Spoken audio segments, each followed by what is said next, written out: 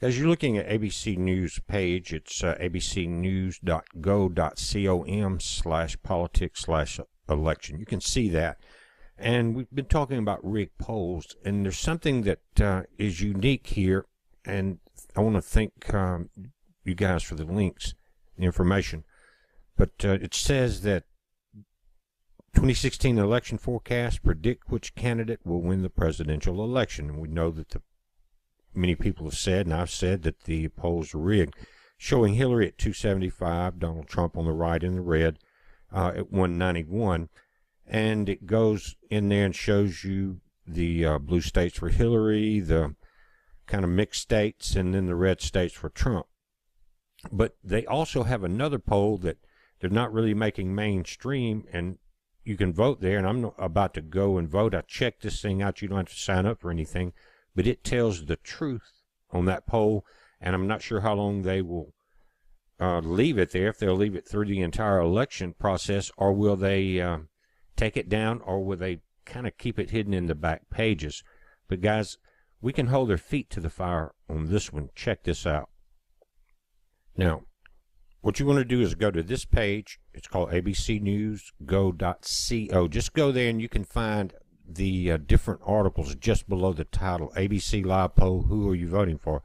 Now, there's different polls over here, and you can see on this one it's got the total, and in this one it's about 7,000 voters, guys. Trump's got 85%. Now, I don't think they've updated that, or it's just current and then they add it to the total.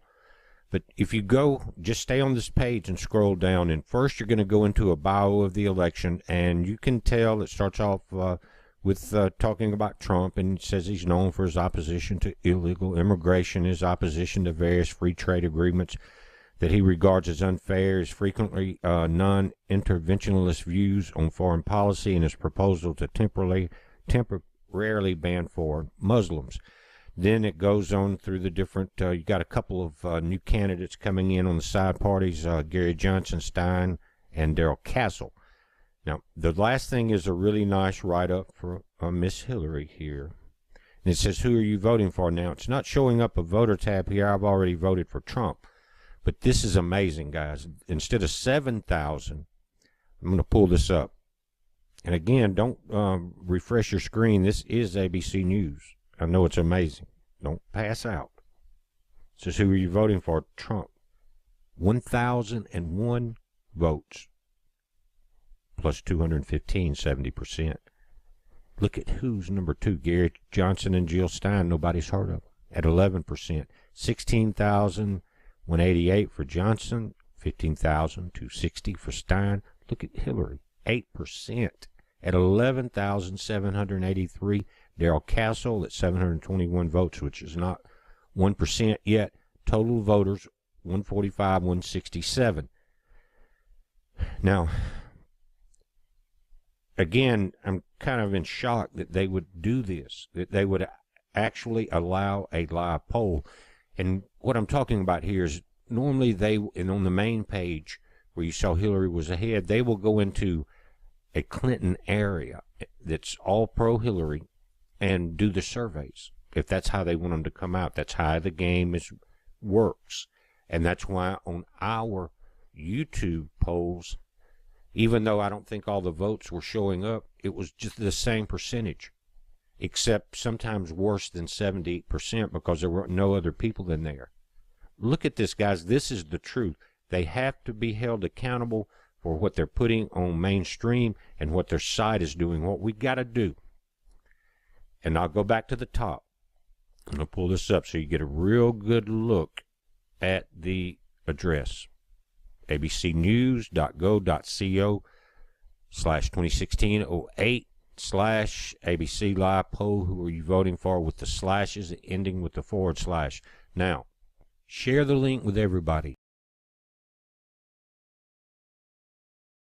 All right, what I witnessed today was about 1,000 Democratic supporters come out and, without even thinking, I think half the time, just cheer mindlessly at their queen, Hillary Clinton.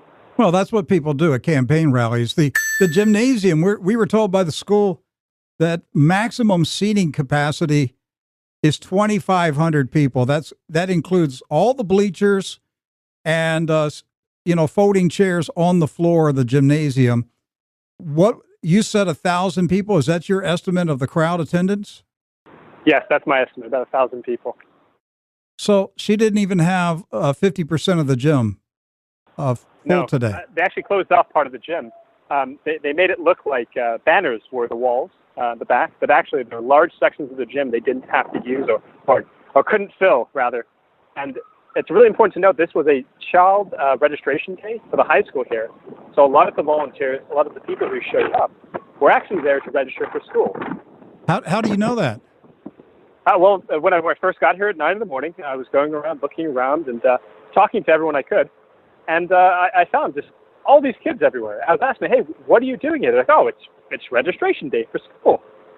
But our teachers, they thought we should volunteer at this political rally. I was like, do you know who's speaking? They're like, no.